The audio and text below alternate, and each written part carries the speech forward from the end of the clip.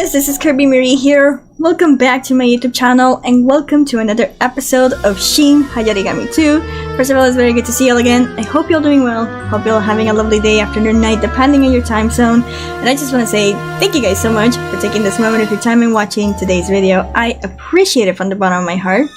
If you guys enjoyed this type of content, drop a like button, it really helps out a lot. If you're not subscribed to the channel and want to join in on more contents and adventures like this, yeah, you're more than welcome to.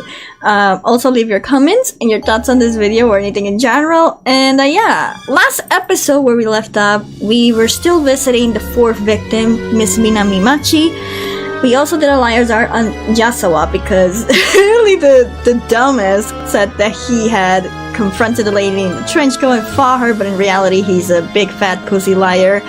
And so, before we confronted him more, we did have a second encounter with the lady in the trench coat who beat the shit out of two cops, literally wrecked them apart.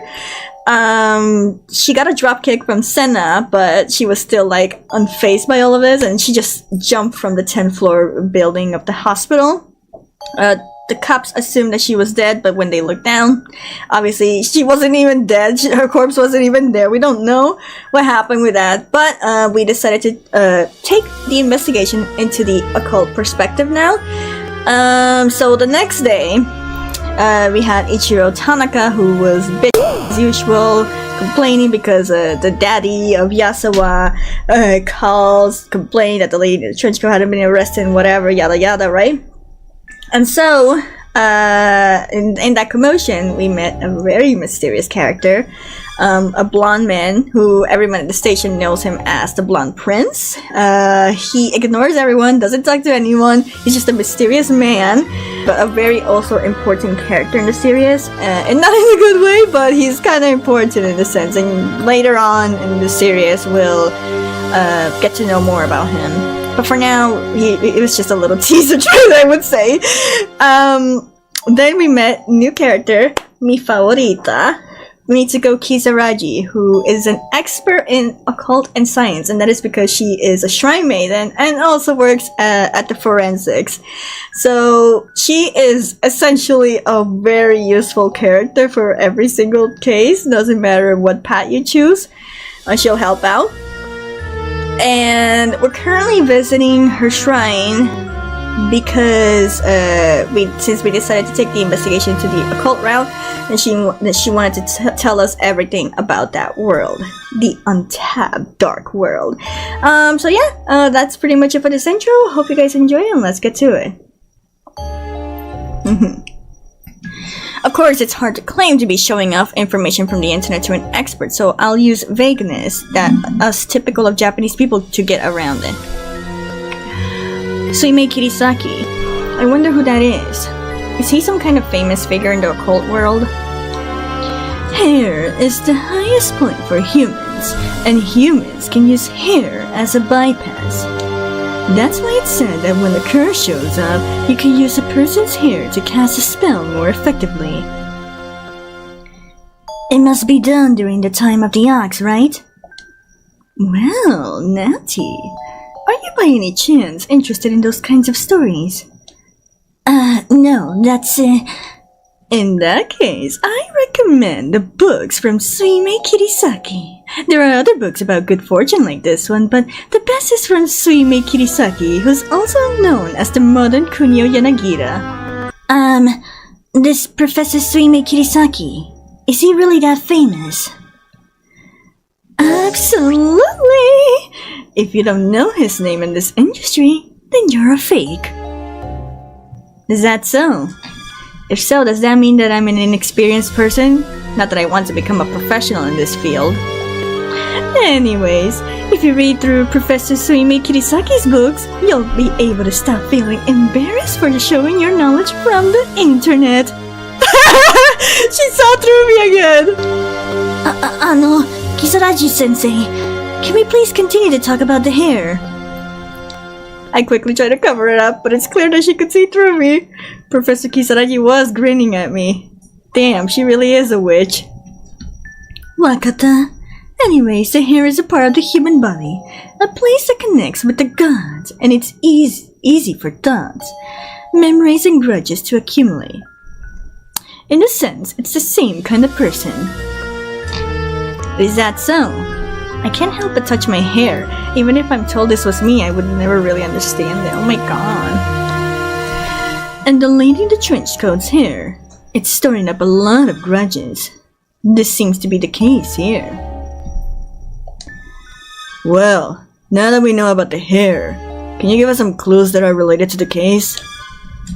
Sena prompts her to finish, trying to get straight to the point. I know. Goodness, the short-tempered man.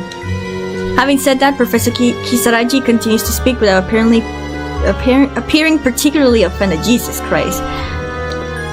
5 years ago, TOUKO AMEMIYA was abused and humiliated by multiple men, leading to her becoming mentally unstable. The perpetrators have not been caught till this day. God damn it, there's a mosquito nearby. The hair you brought in contained a powerful grudge enough to kill someone. Sensei, are you saying the murder weapon in this case is a grudge? What she just said sounds completely unrealistic. Is the murder weapon really a grudge? Chief Tanaka would treat her like a drunk. Detective NIIMI would despise her, and Inspector KOUKETSU would laugh at her, but Professor Kisaragi. Oh my god, I feel like I'm gonna confuse the whole Kirisaki and Kisaragi. I'm so sorry about that. That's right. Through the incidents, the murder weapon used were bare hands, an axe, and a blade. But they all have one thing in common. Hatred. No matter what, that's... You're free to choose to believe this or not, but you've seen this happen already, have you not? A phenomenon that can only be explained by the word grudge.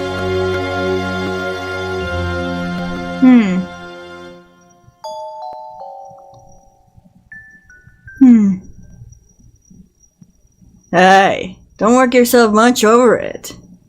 Just as I was about to hold my head in my hands, Sena lightly passed me on the back. Whether if it's a grudge or whatever, we detectives have only one thing to do. Catch the culprit!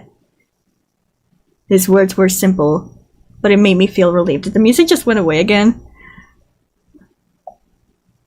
Soda, there's no point in stressing over something that can't be fully explained, excuse me. Right now, our top priority is to catch the culprit. What we need to figure out is how we're going to catch TOUKO AMEMIYA. Alright. We're doing self-question, but 1 second here.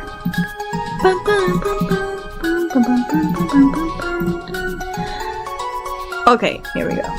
So the top says predicting AMEMIYA'S next move.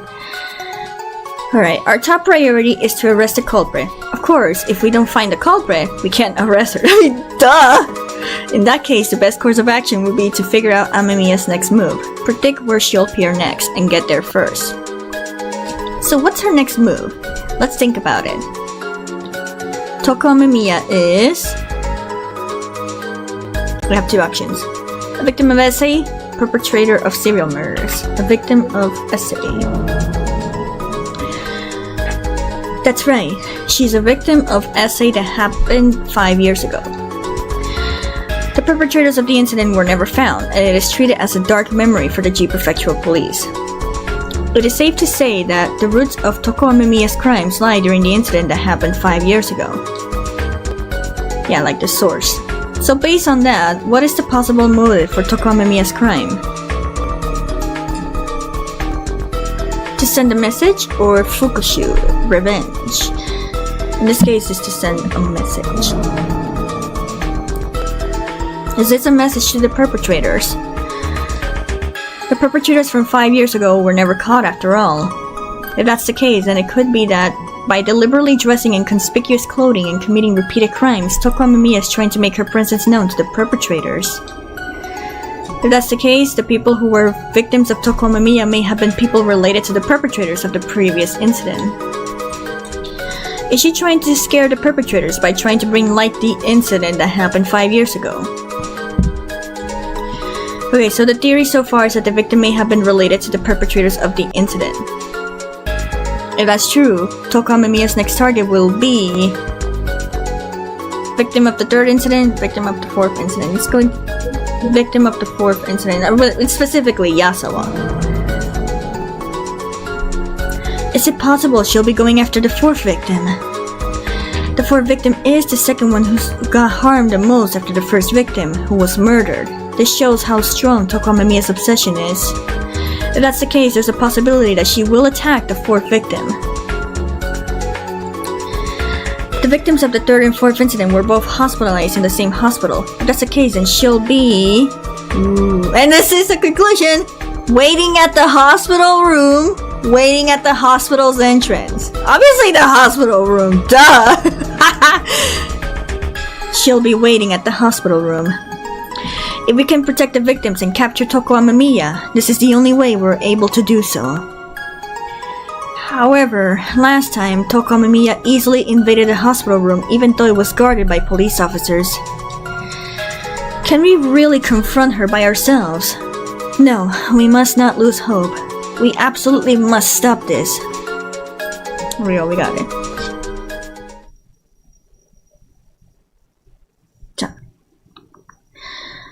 Sena, let's head to the prefectural hospital. The lady in the trench coat, TOUKO AMEMIYA, will show up there. Alrighty! One moment. I agree with heading to the prefectural hospital, but remember, TOUKO AMEMIYA may not be alive anymore. Huh? But... If that's the case, then who was that lady in the trench coat we met? First, didn't Professor Kisaragi herself tested the hair and said it belonged to TOUKO AMEMIYA? If someone gets cursed, they'll dig 2 holes. There's a corresponding risk involved for the cursed person as well. If the curse is strong enough to kill someone in an unnatural way, then the human mind may be long gone. But then, who was that TOUKO AMEMIYA we encounter? Well, I guess it's just a grudge that's taking on a life of its own. The chains of the grudge continue unbaited. Could it be that the lady in the trench coat we met was the grudge of TOUKO AMEMIYA? If grudges are real, then it's possible the chain reaction won't be stopped. Doesn't this mean that not only will the grudge never end, but TOUKO AMEMIYA herself will never be able to escape from her suffering? If that's the case, that would be sad. Too cruel. She's already suffered enough as a victim. We must stop this chain of resentment ourselves, no matter what. If that's the case, then let's put an end to this grudge now. Sena said the same thing I was thinking. For a moment the word partner crosses my mind. In this short time I realized that we're on the same wavelength as detectives. But I don't want to fail people again like I did before. I don't need a partner. The dark thought surrounds me as always. Stop thinking about bad thoughts, girl! Alright. Alright, 3rd day at the hospital. After leaving Professor Kisaragi's home, we rushed to the prefectural hospital where the 3rd and 4th victims are being treated. Ooh. The clouds look, funny enough, it's kind of thundering and raining, and it's been raining at my place all day. What a funny coincidence. The clouds look ominous. Looking up at the sky, I see gloomy, ominous clouds spreading out. I can even hear the rumble of a thunder in the distance. Looks like it's going to be rough. I don't know if it's because of the weather or the case, but either way, it looks like things will get rough. I let out a small sigh. Let's start with the victim of the 3rd incident. When we entered the hospital room, Miyu Tanahashi looked up at us with a worried look on her face. Thank goodness she's not yelling again. The belt around her eye seems to still hurt her, but apart from that there doesn't appear to have been any other injuries. Good. Looks like we made it in time. We both glanced at each other briefly. Suddenly... Woo! What? A loud scream comes, and we turn to look out the window. A woman's head and torso fall separately to the floor below. It happened so fast, but the moment is etched in our minds as if time had stopped. The woman's severed head. Whoa! It felt like an unnatural sound that shouldn't have been heard. What? Nazi! What was that? Yes, but this isn't the time to be shocked. We hurriedly rushed to look down the window. A few meters below, a woman in white hospital gown lies on the ground, presumably dead. I mean, yeah, she got real bad. Her whole body is covered in a sea of bright red blood. Looking closely, her right leg was wrapped in a cast and only reached half its length. Oh no! No way! No, that leg! No way! The poor victim had her right leg amputated by the lady in the trench coat. We can't keep staying like this! Let's hurry it up!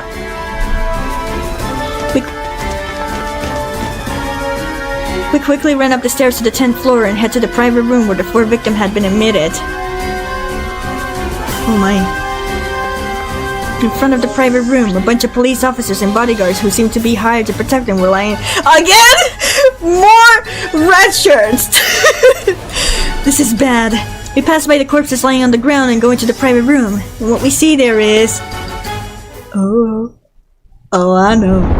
There it is! Oh my god! 2 ladies in the trench coat. Huh? 2 ladies in the trench coats? What on earth is going on? Even as we enter the room, the 2 ladies in the trench coats remain motionless, calmly gazing down at EIICHI YAZAWA. Their backs were turned away from us, so we couldn't see their expressions. This is a dream! A bad dream for sure! Why are there 2 of you here? Yazawa, who's sitting on the floor with his legs spread up, seems to have officially lost his mind. Oh my goodness. There was a large yellowish puddle on the floor. He did the NIIMI. He pee-pee himself, which makes it clear that he urinated himself. I didn't really want to find out, but yeah, he did the pee-pee. 2 ladies in the trench coat. This must be a dream. Just like Yazawa said, this is a bad dream. How should we handle the situation? Protect Yazawa, ask for Professor Kisaragi's help, ask for the chief director's help. What? It's obviously the first one. We gotta protect Yazawa even though he's a dick. This is not the time to hesitate. No matter who's in front of us, we must stop them from committing a crime. We must set aside our personal feelings and protect Yazawa. Freeze! This is the police!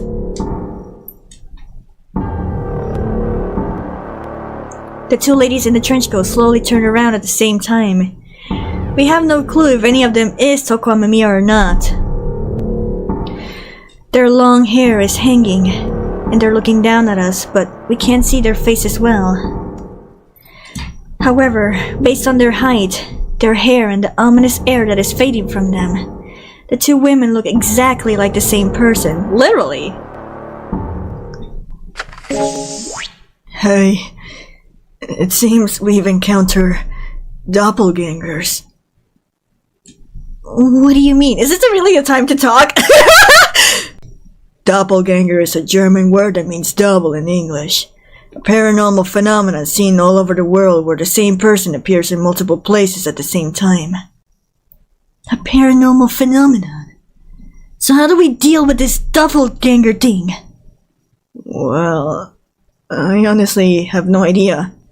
Come on! That's the most important part! Ah, shut up! Yes, I don't know how to deal with them! But no matter who's in front of me, I'll face them with spirit and guts! Isn't that the best way to do it? I envy Sena's confidence. If you want to back away from this, you can, you know? In a situation like this, anyone would back off. Run away? It would be easy if I do that. Kasamori-san. But I'm not running away anymore. You're... Look, I made a mistake in the past. A mistake that I regret. I was so consumed by fear that I lost someone very important to me. Aww. Kasamori-san! No matter how much time passes, the horrors of the Blindman case remain ingrained in my mind. Ever since that horrible incident, I was scared to have new people in my life. I was so afraid that I would fail them again. I thought I didn't need a partner. Or so I thought. Just like me. Huh? I lost someone important too. Just like you. Sena looks away with a sad expression on his face. He's carrying the same guilt as me. His confession has encouraged me to be brave. By the way, as much as I love this cute little moment happening, I'm wondering if the lady in the trench coats in the back are like, what is going on here? Are we gonna fight on that? Oh goodness. Avoiding friendships with people for fear of losing them is running away. Even if I feel scared to confront something, I will do my best to protect you with all my might. Aww! Right. This time I'll protect you, so that no one else gets harmed right in front of me again! That's very brave. But I'm not the kind of man who needs to be protected by a woman. Even so, I'll protect you too. No. We'll protect each other. No, we'll protect each other. No, we'll protect each other. Of course. Sena smiles fearlessly as I say those words. Seriously, you're so adorable! Ah! You're not that bad of a partner. If we make it out of this room alive, I'll make you officially my partner. That's my line. If we make it out, I'll consider it. No, I'll consider it. No, I'll consider it. I'll consider it. I'm having too much fun with this. There's no guarantee that we'll make it out alive, so we prepare ourselves for the worst. Still, I'm proud of myself for having overcome my fear. If I can die with pride in my heart, then that won't be so bad. Alright! Here we go! Sena steps forward with great force towards the lady in the trench coat. He's got no strategy, but he's willing to do whatever he can. I was about to follow suit and charge forward when suddenly... Excuse me? Oh my god, someone throw a fart gas! A dry metallic sound crashes onto the ground at our feet. In an instant, the room explodes with a cloud of smoke. What is this? The first three letters come to view. SAT, commonly known as Special Assault Team. Oh, it says it right there! I forgot. This is Japan's Special Force unit that are deployed in cases of hijacking, terrorist attacks at important facilities, and other heinous crimes that the Criminal Affairs Department Special Crimes units alone can't handle. However, even if it was to rescue the son of an influential politician, it seems unlikely that they dispatch a team to G Prefecture in such a short time. If so, then what are they? Perhaps it's the smoke or the chemicals, but I couldn't stop coughing and my eyes were tearing out. As my consciousness faded, the last thing I saw were figures of several people in hazmat suits. Ooh, this is strange. Oi! Wake up already! We see Inspector KOUKETSU and Detective NIIMI standing there. Looks like we passed out. Oh, hi there. Sena, who woke up at the same time as me, look around blankly. You two took quite a nap. We passed out? Good to see you're both safe. Inspector KOUKETSU, what about YAZAWA? What happened to EIICHI YAZAWA? EIICHI YAZAWA has been rescued and is safe. However, he was quite in shock too after seeing his fiancée get brutally murdered right in front of his eyes. He was in a severe state of panic, and now he's asleep, sedated. The doctors say he may never be able to return to his former mental state. Yikes! He went cuckoo, se jodió. The fourth victim who died was the daughter of one of the wealthiest people in G Prefecture. The surviving son of an influential politician is now suffering from deep psychological scars. This will mean several heads of upper echelons will be replaced. It won't make a difference, no matter how many of those incompetent people are replaced.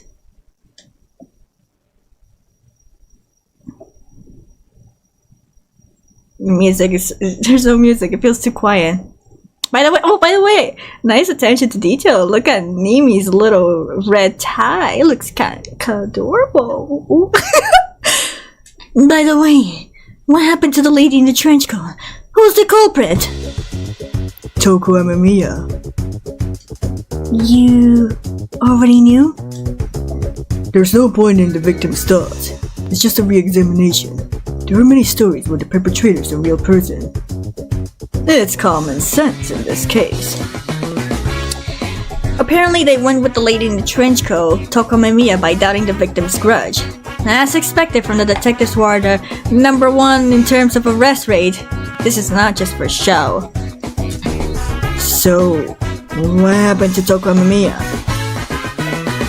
The perpetrator escaped and is still being searched for. When EIICHI YAZAWA made a fuss about the lady in the trench coat attacking him, they investigated everyone in the hospital just to be sure, but it turns out no one had seen the lady in the trench coat. No one saw it? Idiots! There were 2 of them! 2 people? Are you saying there were 2 TOUKO AMEMIYA'S? Ah! Sena, you shouldn't have said that! No one could possibly believe something like that. I still can't believe it myself. You're not on any weird drugs, are you? Don't be stupid! There were 2 of them! There's no doubt about it! Naruhodo. But of course, 2 TOUKO AMEMIYA'S is out of the question. Because there's no way TOUKO AMEMIYA could be in this hospital. That can't be. Why? TOUKO AMEMIYA'S location has been identified. Detective NIIMI says this so proudly. Look at that smile, he's like a smirk. I want this one. According to Detective NIIMI, TOUKO AMEMIYA was rescued after escaping from the hospital where she was originally being cared for and was wandering on a mountain forest in a completely different location.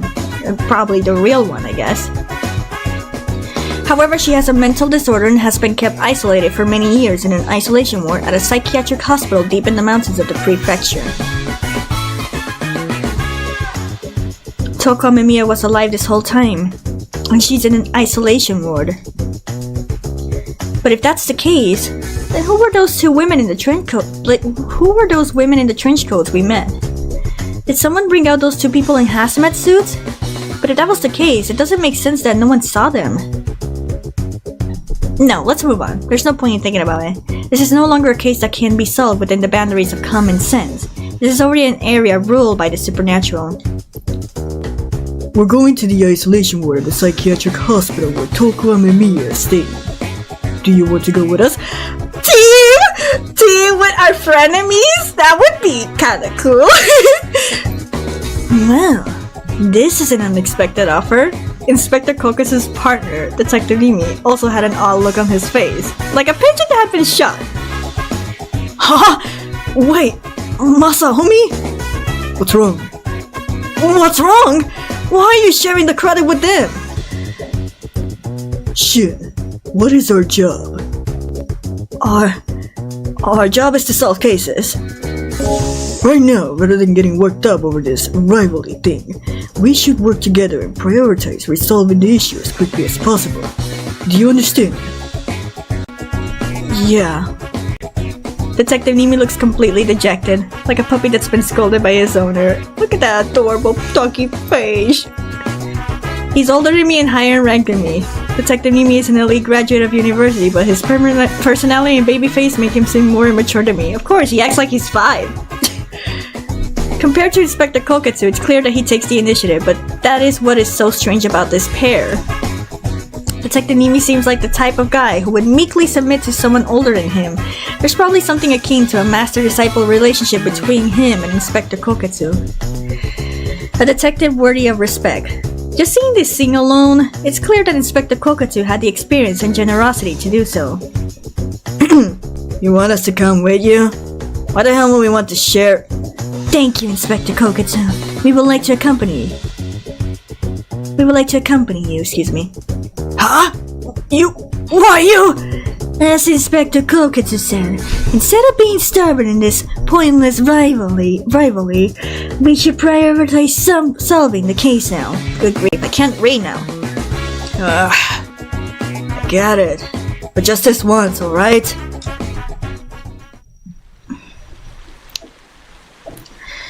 When we left the hospital, it was already evening, and a light rain was falling. As expected, it seems that Sena and Detective NIIMI were not willing to compromise on the idea of traveling in the same car, so we decided to travel in different cars.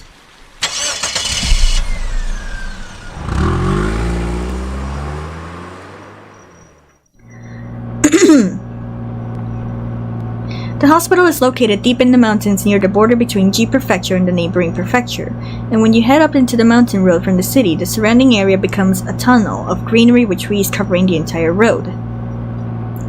As we continued driving for a while, the street lights along the road stopped and we were left with only the faint light of the road lights to rely on.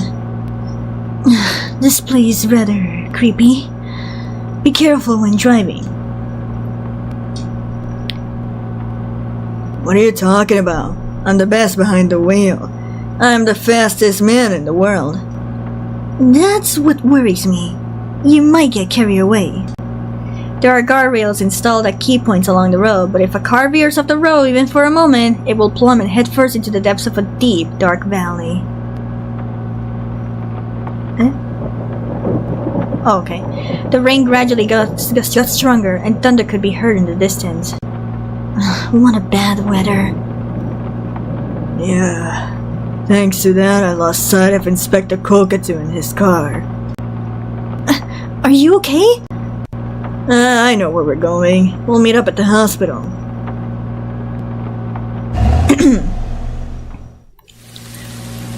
As we crossed the mountain and passed through the tunnel, the rain got stronger.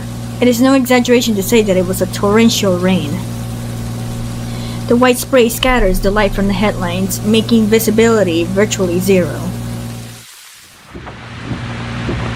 Sena hurriedly turns on the wipers at their fastest speed, but still can't tell where the center line is.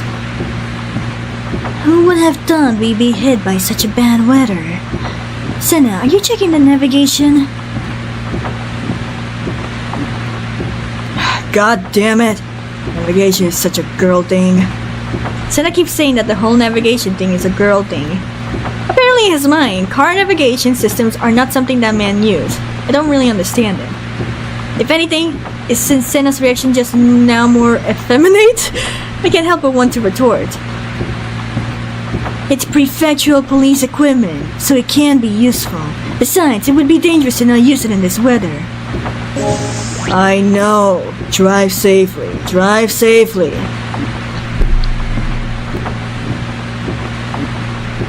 A female voice then speaks from the navigation system saying to turn right in 15 meters.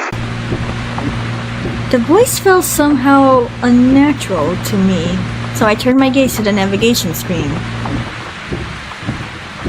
Huh? There's no navigation map to the right road. Yeah, on the right. Sena follows the navigator's voice and cuts the handle onto a bare stone. A guardrail appears in front of us! There's nothing beyond it! Just a crappy map! Accepting the rain! Sena, look out! There's no road ahead! Huh? Oh god, stop! Stop!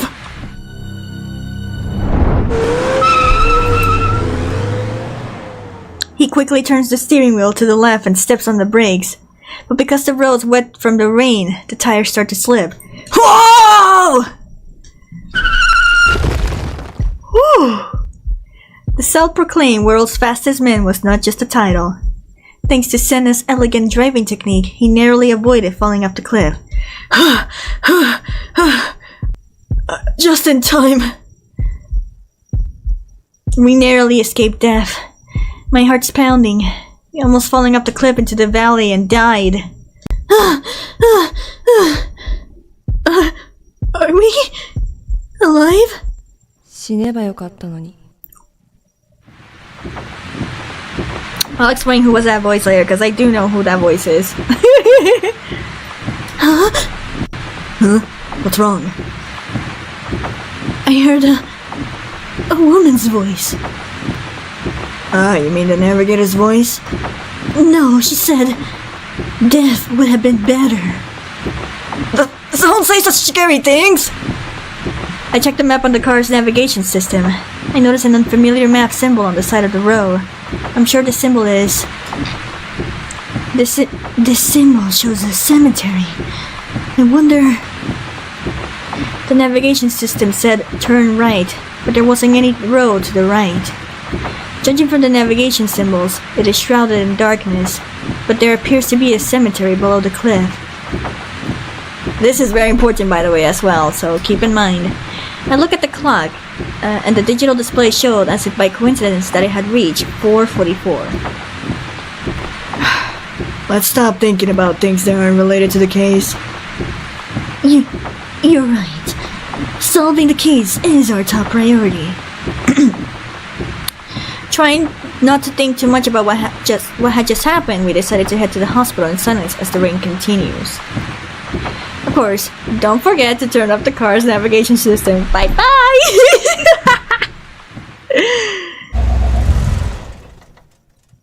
Oh, what? Excuse me, where are we? Where are we?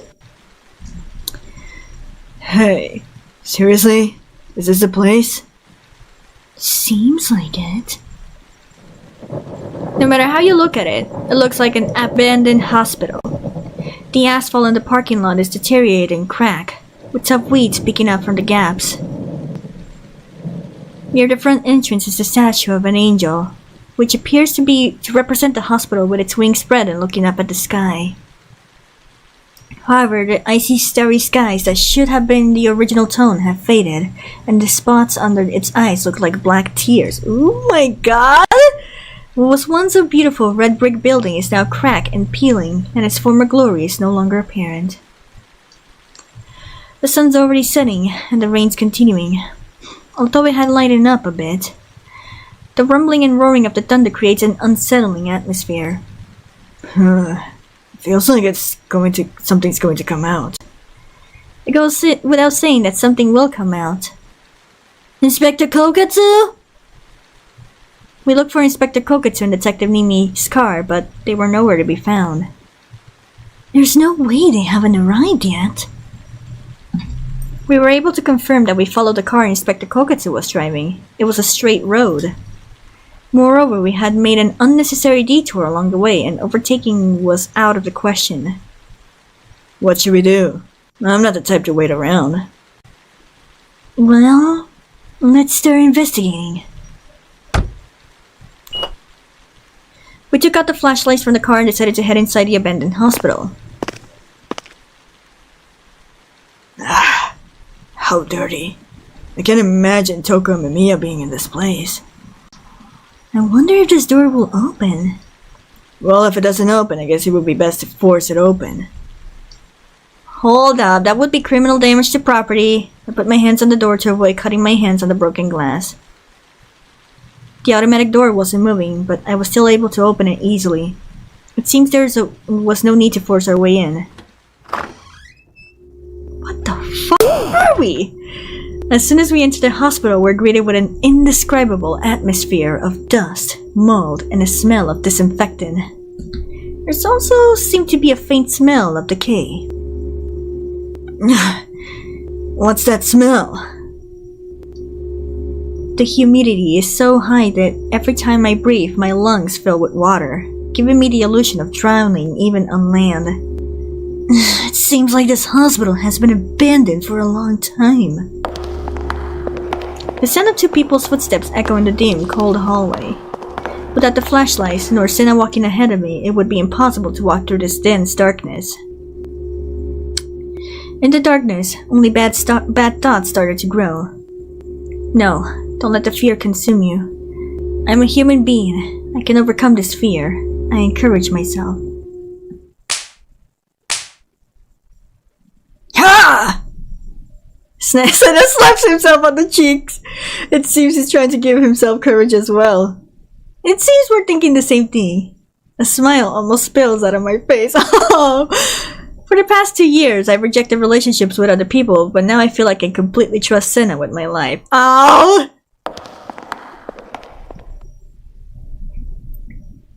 Hey, check this out. Looks interesting. Sena finds a slum. On the wall to the side was a security console with a power outlet. What the f? When we look up, we see a dome-shaped surveillance radar with the wide viewing angle pointing its red infrared mono eye at us. It's an equipment that seems out of place for this abandoned hospital. Now, how should we open this? Sena, I don't think that's wise. Even if it isn't wise, it's already too late now. It was already too late indeed. Sena pressed his palm firmly against the biometric on the— Sena! This is bad. An alarm will sound. I instinctively brace myself.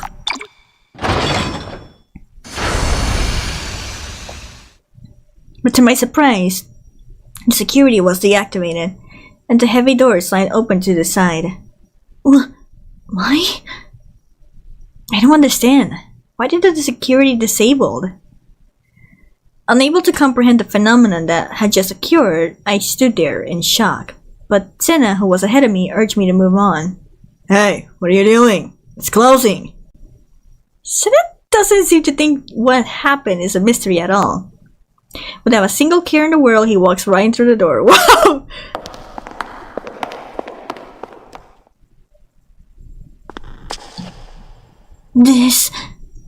The room was pure white and extremely clean. What the f***? A Resident Evil laboratory? We're an Umbrella Corporation? With strong light projected from the lights set up between each brushstroke. What is it? No clue. But look, there's another door. Up ahead were double iron doors. When we stood in front of them, they automatically opened and let us through. Shouldn't we be more vigilant? But it seems like security has been gradually lowered. It seems like they're welcoming us. Suddenly, I felt like I was floating in the opposite direction to gravity. It was as if the room itself was a large elevator descending very quietly at high speed. It seems it's a direct line, and there's no buttons in the room to select the floor. There was a monitor on the wall and a number that seemed to indicate the depth, which showed 100 meters on the ground. After a moment, it came to a very quiet halt and the door opened. Oh my god! This is... Oh my god, this is giving me Martin Mystery vibes. The center. There's a huge underground space with an enormous depth and width. It's hard to imagine this from the outside, which is an abandoned hospital. Even to the naked eye, the facility is equipped with a state-of-the-art equipment. Hey, look over there! I was at a loss for words. There's a huge underground space that's hard to imagine from the exterior of the abandoned hospital. Yo, this is getting good! There are several transparent cylindrical tanks filled with a mysterious liquid, and people are floating in them, attached by tubes. There's a row of them, ranging from what appear to be developing fetuses to what appear to be adult women. All these female adults appear to be the same person. Is it possible? They're all TOUKO AMEMIYA? My voice trails off when I mention AMEMIYA. Clones. They really do exist. Motherfucking NIIMI!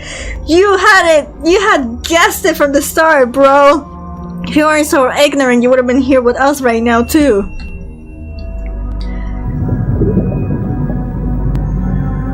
This is really cool, though. Suddenly, large bubbles rises from one of the tanks. This means that these people... Hey! Are these people trying to stay alive? Seems like it. Perhaps the glass was too thick for our voices to reach them, or perhaps their consciousness had been suppressed by drugs, but the women didn't react even though we were right in front of them. It's hard to believe that such experiments are being conducted in secrecy in Japan. Even when the facts are presented to me, I want to look away. But the third and fourth incidents happened on the same day at the same time. There were 2 ladies in the trench coat this whole time. This whole nightmare makes sense now. Yeah. No, there is a problem that has yet to be solved. Cloning cannot copy emotions such as memories and grudges. That smell! The hell's that? Sena's holding a flask with some kind of black object on it. I don't know where he found it. It was the rotten smell, was the strongest smell ever. What on earth could have been rotten and how could it have turned out so bad? What a terrible thing. There's even this old-looking document. When Sena handed me the documents, dust flew around us. They look old enough. I began to flip the pages and start reading out loud. It reads in a different handwriting. Oh, and this is gonna be very important. The training of the homunculus? This seems like an old document. As I flipped through the pages, I found a detailed explanation complete with illustrations of how to manufacture something called a homunculus. Homunculus? Sena, do you know about this? Is it an urban legend? No, homunculus is not an urban legend. No, it's not an urban legend. It's a field of alchemy. A discipline that dates to ancient Egypt of the 17th century. It has a long history. Even though this isn't an urban legend, I'm surprised you know about this, even though you're very knowledgeable about the occult, Sena. Well, in this case, homunculus is an artificial human created by a sight magician. Artificial human? What I thought this case would be something occult related, but it turns out to be a science fiction! Yo! Just to let you know, alchemy is a part of the foundation of modern science, so it's not strange that it has a scientific nuance. The research of successive generations of alchemists has led to scientific technologies such as stainless steel, gunpowder, and medicines. It seems Sena's noticed my confused expression and began to interject. Naruhodo. I only knew that it turned lead into gold, but I guess there's another side to it. The way it's made is that you put a human, whatever stuff into a distiller and leave it to rot for 40 days, and something transparent and human shape comes out. I don't really understand what he means with the whatever stuff, but I guess if Sena's hesitant to say it to me, it must be a word that's embarrassing to say to a woman. If you feed it a human blood and keep it in a nice temperature for 40 weeks, it will produce tiny human babies. What? I don't know a lot about clones. I don't even know if that's a real deal. This is the homunculus. They're born with all the knowledge, but will die if they leave the flask. Oh my god, this kind of reminds me of Murder Mystery again, that episode with the dinosaurs, where there was a mad scientist who even kidnapped Java and everything, and then their flasks were breaking and the dinosaurs would melt, in a sense. The mad scientist was trying to recreate dinosaurs. Anyways, go check out Murder Mystery. It's really good. It's from the creators of Totally Spies. Okay. Naruhodo. Sena's explanations reveal that the homunculus cannot survive outside the flask. It's unclear whether the women kept in liquid here are clones or homunculus. However, since they cannot survive outside the flask, the ladies in the trench coats we encounter, TOUKO and AMEMIYA, are probably not homunculus, they're clones. The homunculus would be the OG person, I would say. What am I even saying? I'm disgusted by the fact that I've suddenly started to deduce if the whole homunculus thing is real. I let out a long sigh, and I was about to put the document back in its original place when my eyes landed on a signature written on the back of cover of the document. It contained the name and rank of an officer in the former Japanese army. It seems these documents belong to the former Japanese army. If so, the Suspicious Facility Organization also carries on that tradition. These revelations are becoming stranger and stranger. If this continues, my mind won't be able to handle it. Is it worth going any further than this? Oh, here we go. Are you really ready to find out the truth? The words that Professor Kisaragi told us earlier, a warning, came to mind. I think she knew. How much did that woman know before she warned us? But we've come this far, and there's no turning back. Let's move on, Sena. Yes. I was thinking the same thing. And this is going to be the interesting. Also, oh my god. Before we continue, I'm a little bit more ahead. I will have to put another trigger warning again because this time it's not just about the essay situation, but more about mental health situations. Because we're gonna be meeting the real AMEMIYA. I'm just gonna spoil it. And she has lost her marbles and she talks a bunch of fucked up shit that it's pretty intense. And yeah, if you're gonna watch this, viewer discretion is advised, I would say. But yeah, it is a very heavy subject, so I will be putting a trigger warning. You can just mute the audio or quit the stream, whatever, and you can come back to it later if you don't want to know anything at all. Alright? This is very important for you guys, for your well-being and safety. I don't want to subject anyone into these uncomfortable topics. Anyways, I'll put the trigger warning. We'll keep an eye on it. Alright. Going further in, we find ourselves standing in front of a 5-meter cube made of thick glass mounted on a trailer with wheels.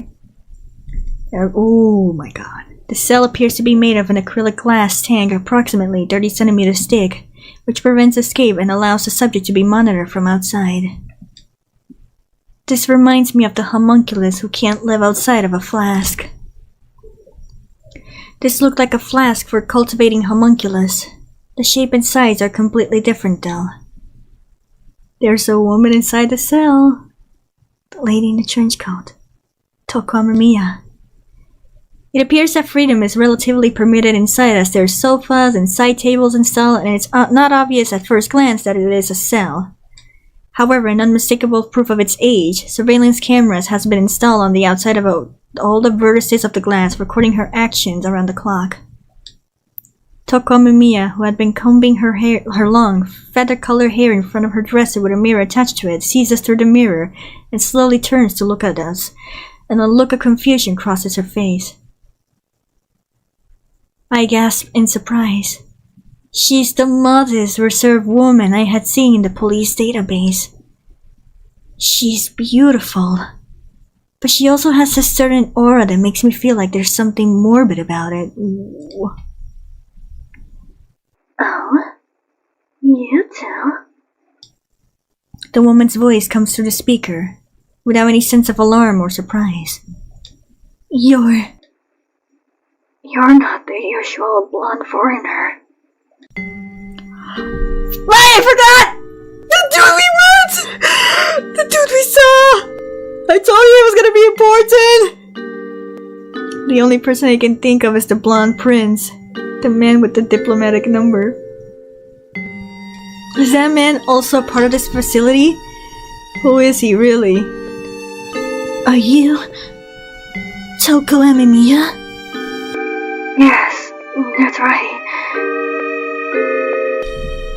This may sound a bit strange to ask, but have you met us before? TOUKO AMEMIYA tilted her head and stared at us. No, it's my first time seeing you. Who are you? Tell me your names. I'm NIIMI, a detective from G Prefectural Police's 1st Investigative Division. Sena, show your badge. I show my police badge to her, but Sena wasn't moving, so I urge him to introduce himself. Right. I'm Sena Aizen. I'm also a detective from G Prefectural Police 1st Investigative Division. Miss AMEMIYA, I want to ask you a question, but it may be a rude one. 5 years ago, you were a victim of essay. Is that correct? Hey, are you really going to ask something like that now? you please tell me what the hell's going on? We tell TOUKO AMEMIYA about her circumstances and the events that had happened up until now. 5 years ago, she was attacked and essayed by an unknown group of men. After that, she was hospitalized, but 3 months after, she was suddenly told to be transferred to another hospital. She was given an IV injection in addition to her usual medication, and the next thing we knew, she had been here in this facility. This facility. We're treated like experimental animals. And then, just when I no longer care about the passage of time, that blonde foreigner appeared. In exchange for a little freedom, I was asked to cooperate in an experiment. But that was just the beginning of even more brutal experiments. Under the pretext of tests and research, they probed my body, my mind, and even my heart. Even if I wanted to die, they wouldn't let me. I just want to end this life. If you really are the police, please, get me out of here. TOUKO AMEMIYA begins to plead through tears. However, I can't believe what she's saying. It seems that she's been abducted and held captive. It seems true that she's been abducted and held captive. It also seems true that these people are currently being used as experimental subjects. However, I can't help but feel that there is darkness lurking in the depths of TOUKO AMEMIYA's eyes as she speaks through tears.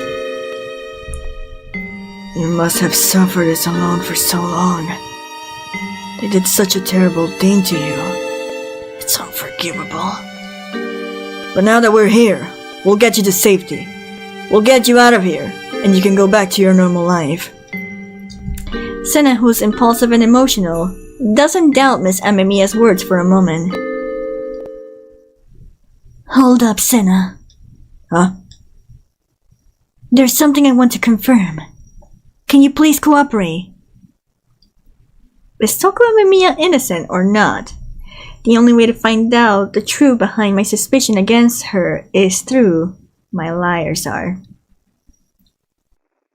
What's wrong? Get me out of here! Please!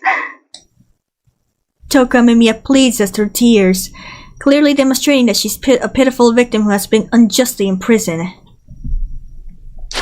However, there is one point in the previous article that I remember being stuck on, and that is, one second, let me save, because we're about to do Liars Are and we can't, like, back out of Liars Are, you know, to load or anything like that.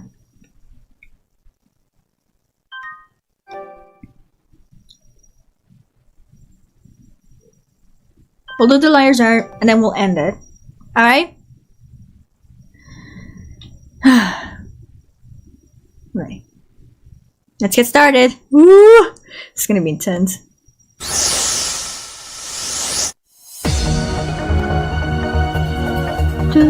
This music kind of feels unfitting for this atmosphere. Okay, first option, why didn't you call for help? You had enough time to take care of yourself. You remember exactly how the days went by. Second one. You seem like you have enough time for yourself.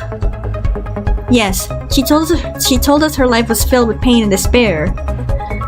But when we first came in, she was standing at the dressing table combing her hair. If she truly was overwhelmed with despair, she probably wouldn't have bothered to comb her hair. What are you talking about? Surely, it's in a place like this that you should at least pay attention to your appearance. Although she tries to act calm, her hidden shock is obvious. Is she really just a victim? Oh my goodness. Hey, can you please let me out? Aizen's currently searching for a way to open the cell. Please be patient. It wasn't a lie. Sena's been searching around the room for a while now, looking for a way to open the cell. I told him to wait a bit, but I guess being straightforward is typical of him. In the meantime, I must expose TOUKO AMEMIYA'S lies. To do that, I need to question her about the incidents involving the lady in the trench coat. As we saw earlier, they may be results of clones or homunculus produced here. At first glance, it seems as though she's attacking people outside without any regard for her will. If that's the case, she may simply be a victim. But is she not involved in this? TOUKO AMEMIYA, have you heard of the lady in the trench coat? Does that name strike something into you? The lady in the trench coat? What's that? Right. Recently, a mysterious woman has been killing people. She looks a lot like you. Do you think I did those things? No way. I can't even get out of this cell. That's true, but we can't be too sure that she's intervening too. TOUKO AMEMIYA, we believe that the experiments being conducted here are related to the lady in the trench coat incidents in the outside world. If you know anything, no matter how trivial, it would be good. Did you notice anything? At first glance, I'm making it seem like I'm doubting her, but in truth, it's a trap to draw out a checkmate and a shield. You're saying that? I was told this was just an experiment. I was not told about any of that. I can't believe there are multiple perpetrators with my looks going around, hurting so many people. TOUKO AMEMIYA lowers her face in a pitiful manner, looking completely unaware and a complete victim. However, I can't help but not miss an important detail. TOUKO AMEMIYA had said there's something strange about what she's saying. Options. How do you know what time it is? How do you know there were multiple perpetrators? How do you know the murder weapon was a knife? How do you know there are multiple perpetrators? How do you know there are multiple perpetrators? All I said was, a woman in a trench coat, as in one. If she really didn't know anything, she'd think there would be only one culprit. Despite this, TOUKO AMEMIYA said, there are multiple perpetrators with my looks. This made me immediately question her. But because I really said that? Yes, you did. If I had a voice record with me, I would have showed it to her. Goodness, I must have misunderstood what you said and said something strange. Even though she's trying to cover it up, it's clear that she's flustered. It turns out that TOUKO AMEMIYA's foes know about the multiple ladies in the trench coats with the same looks as hers. Of course, she's hiding the truth by pretending to be a victim, but if that's the case, there's no need for her to hide from us anymore. The reason she's hiding it is simply because it's inconvenient for the current situation. If we find out she's part of this incident, we won't let her go. My suspicion towards TOUKO AMEMIYA grew even stronger. Also, I totally forgot to change the camera 1 second. I'm so sorry, I forgot again. Can I ask a question too? What is it? I was a little taken aback because I hadn't expected TOUKO AMEMIYA to ask me a question. What does she want to know? Do you know EIICHI YAZAWA from Stardust Arrow? Oh my god. EIICHI YAZAWA? Why is she mentioning that man? Well, he used to take care of me a long time ago. But ever since I was locked up here, I've been curious to know what happened to him. The man used to take care of her? Yazawa doesn't seem like the type of person who would care for others, in the literal sense. Whatever the connection, Yazawa is a person who holds a strong interest for TOUKO AMEMIYA. Maybe she's hiding an inconvenient truth right now, but she's still forcing me to tell her about the recent situation. Seriously? But this is good, cause it's a chance to shake up TOUKO AMEMIYA. How should I tell her though? Okay, 3 choices. He must still be at the hospital, he was murdered alongside his fiancée, he's doing fine, don't worry about it. This feels wrong, but yeah. Yazawa was attacked by the lady in the trench coat and was killed alongside his fiancée. It's a lie. Even though Yazawa had lost his mind, he's still in safe custody.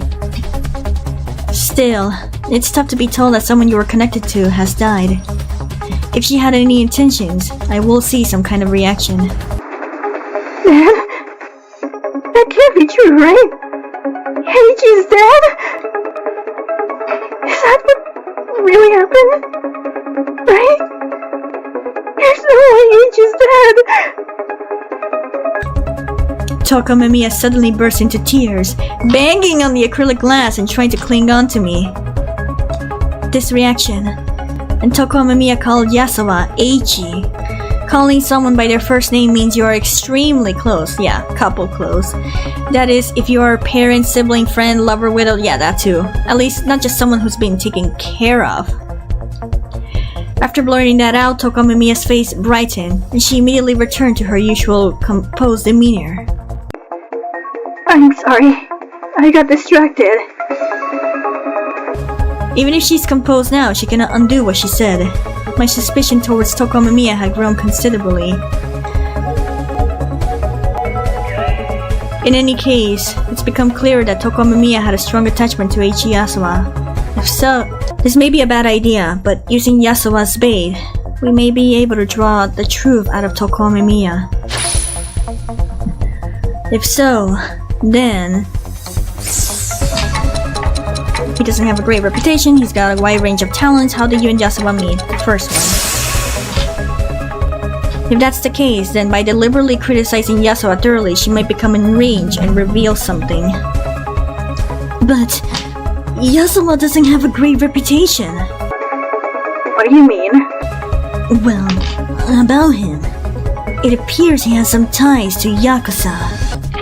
Furthermore, there's also suspicion of him obstructing police officers in their investigations. In fact, it is even lamented that all of this was done at the request of his father, Kogoro YAZAWA, who got the case underway. To be honest, I wouldn't even go as far as to say he's a good person. Whoa! Look at that scary face. In an instant, I saw TOUKO Amemiya's eyes widen. What are you talking about? What on earth could someone like you possibly know about Eiichi? She looked at me with bloodshot eyes and began yelling with enough force to shatter the acrylic glass. What are these allegations? You're a detective, right? Bring me some evidence. Evidence! What do you know, Eiichi? You're just a woman. Stop being so ridiculous! This took a bigger twist than I imagined. To be honest, this reaction was so much worse than I anticipated that it even unsettled me a bit. I've seen people lose their temper a few times before, but this is the first time I've seen it in an obvious way. I'm sorry. Well, YAZAWA is my benefactor. You said something bad about him, so... Alas, TOUKO Amemiya seems to realize that she's been tricked by me, but it's too late. Uh-oh.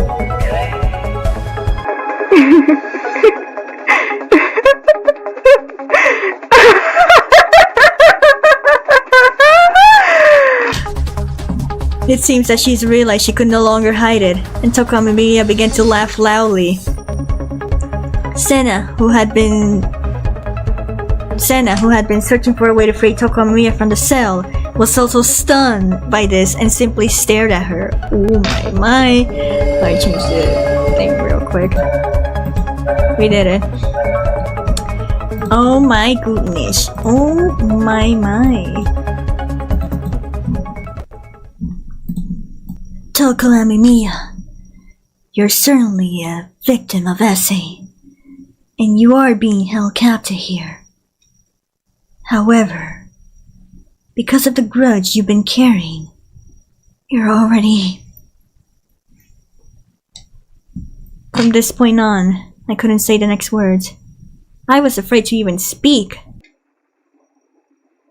I just want to say, in case there's some kind of misunderstanding, I'm not crazy. I'm sane. Yeah, you're doing a good job proving that, honey. Alright, this is where the trigger warning comes. Sane? Can we really call it sane? Is it possible that she's no longer able to judge for herself whether she's insane or not? Alright, here we go. You see, I had a one-night stand with Eiichi. It was about 6 years ago, if I recall. Not even a few minutes had passed and TOUKO AMEMIYA begins to talk about her relationship with EIICHI YAZAWA.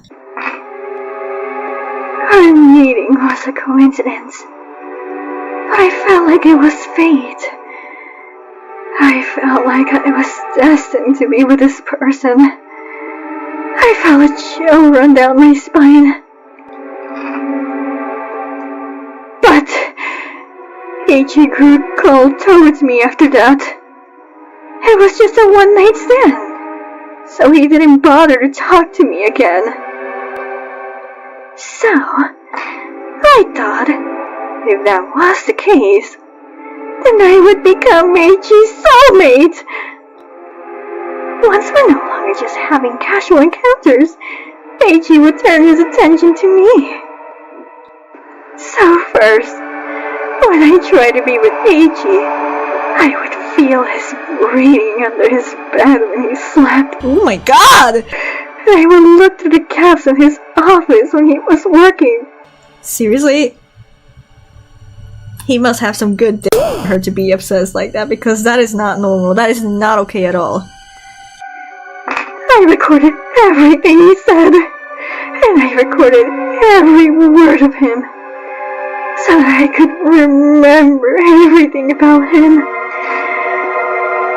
Every day was a special day for me. I would send him gifts every day. Clothes, shoes, ties, fountain pens.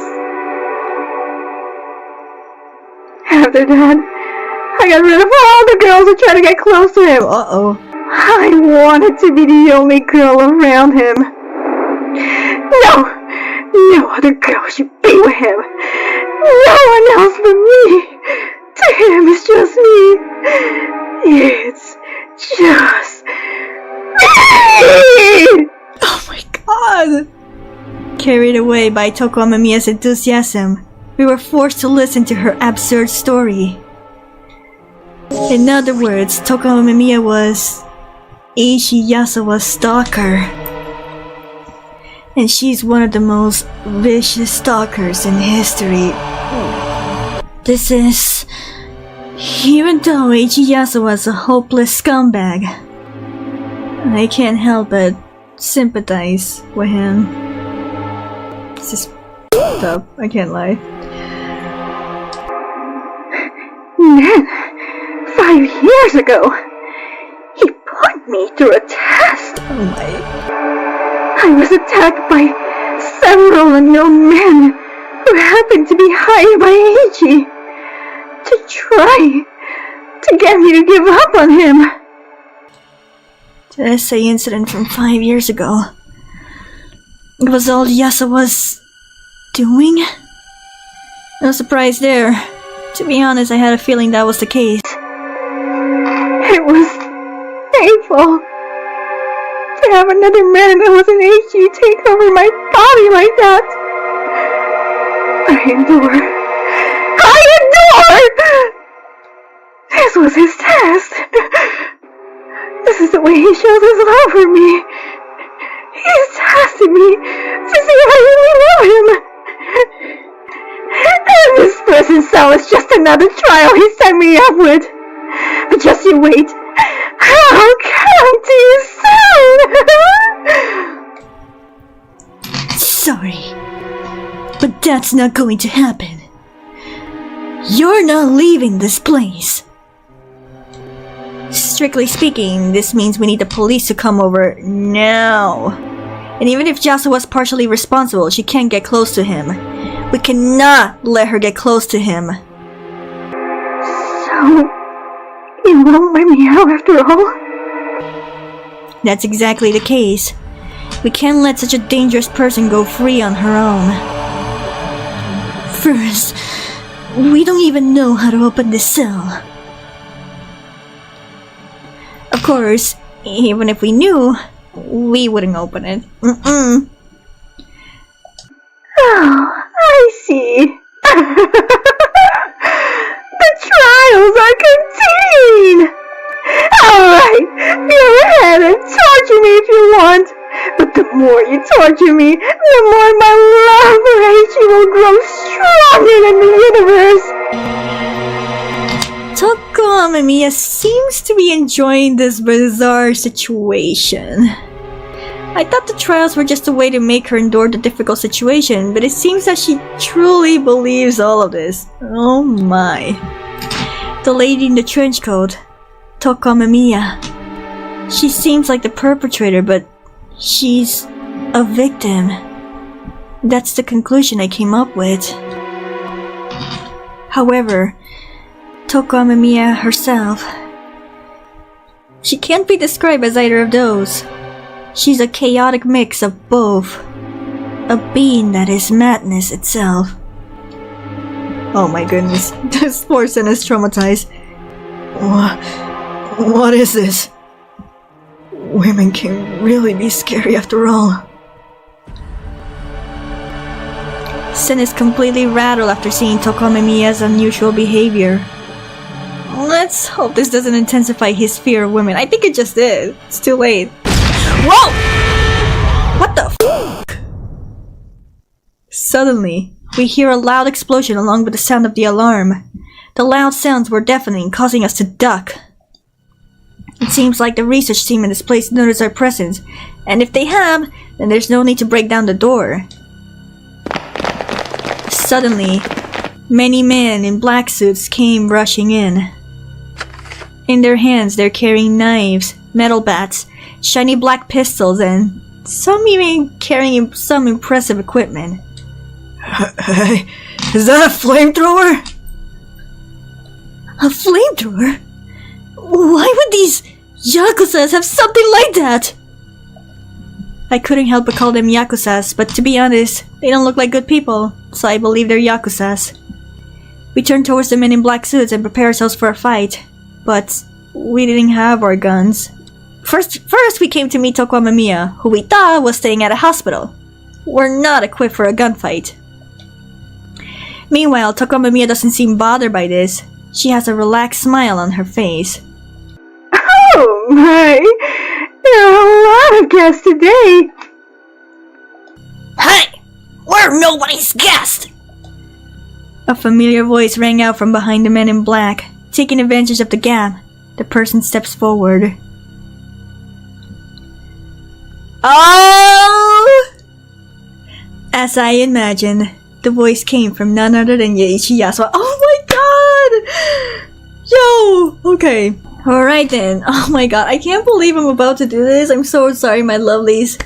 But as much as I would like to continue this episode, I am going to be ending this one here. Because there's going to be a lot of shit that's going to happen in the next part now. And it's going to be a long sequence, so I am going to be leaving the episode here. Thank you guys so much for watching this episode of Shin Hayarigami 2. If you did enjoy it, drop the like button. It really helps out a lot. If you're not subscribed to the channel, would appreciate if you do. Also leave your comments and your thoughts on this video or anything in general. And yeah, that's pretty much it. Jesus, I'm a little rattled myself. I love you all. Appreciate you. I will be seeing you in the next one. Goodbye.